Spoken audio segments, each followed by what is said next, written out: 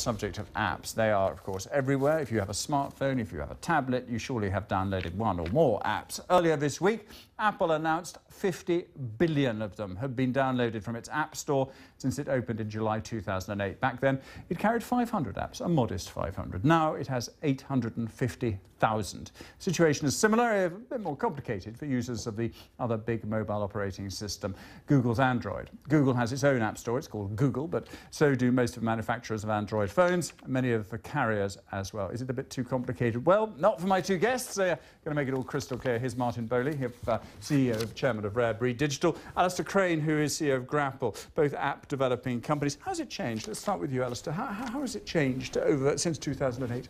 Well, it's the industry has seen quite phenomenal growth. I mean, since Steve Jobs called it the back end of 2010, PC sales have declined slightly, and smartphone sales have continued year on year. You look at the statistics now, and on average, we're using. But what about the nature of the apps? The nature of the app, they've evolved massively from being brochureware in essence to really connecting into. What do you mean by brochureware? So.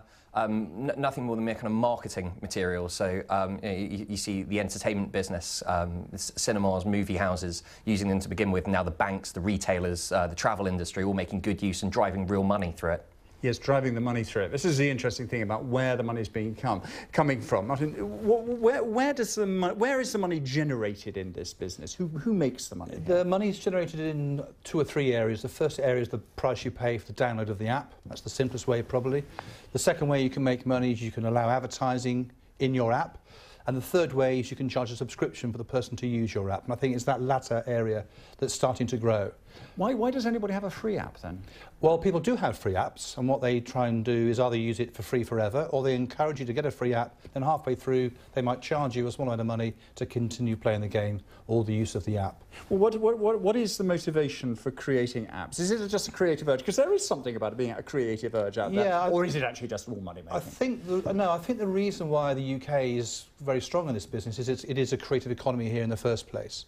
So because of the platforms that Google and Android have built and Apple have built, you are able to launch your own business. That is why out there in bedrooms all around the world there are entrepreneurs thinking up the latest app which they can launch for not much money. Is that where the innovation is coming from? Is it the idea, the people in the bedroom who think coming up with these funny ideas, or is it actually coming from the big companies? So this is changing. This is where the shift's been, Jamie. Actually, we see it coming from the big businesses now. So it's being driven by the large banks, the large, as I mentioned, the large retailers that are putting a lot of the money into innovation. And the way that we see developers making the majority of their success is actually by taking careers with these larger businesses. So how do you build a really good app? What's the secret to it? It all starts way before writing a line of code. So it's about taking an idea and actually going through a really well thought out creative process, getting the idea down to 2 or 3 key factors, making it as simple and as relevant for the smaller form factor, the smaller screen. But not everybody stays with an app, do they? I mean, there's quite a churn factor, isn't it? These apps sort of come in and they get to be used and then they get discarded. And we haven't got the same apps around that we had 3 or 4 years ago. Well, you might do, if you had the BBC News app, had the same app you had around 3 or 4 years ago, or a weather app or a bus app. But the business is incredibly fast. So if you're going to develop an app, you better well have a budget along for the next 2 or 3 years to make sure the app is as relevant in 2 years' time as it is today. It is very, very fast. And the second thing is someone's going to copy you.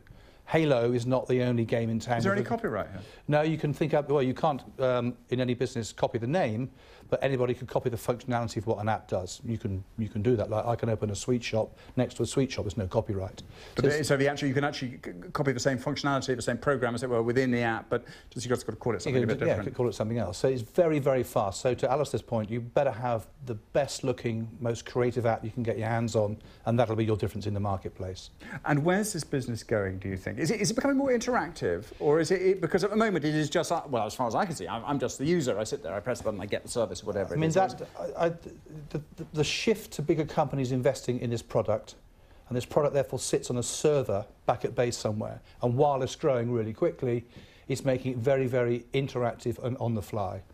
Well, very briefly, what's your view of the future? Technology advancements you've just seen from the Google conference earlier this week, the way they're bringing mobile browser to interact with desktop browser. It's only a matter of time before big brands start using it for real commercial gain. Fascinating stuff. Martin Bowley and Alistair Crane, thanks very much indeed.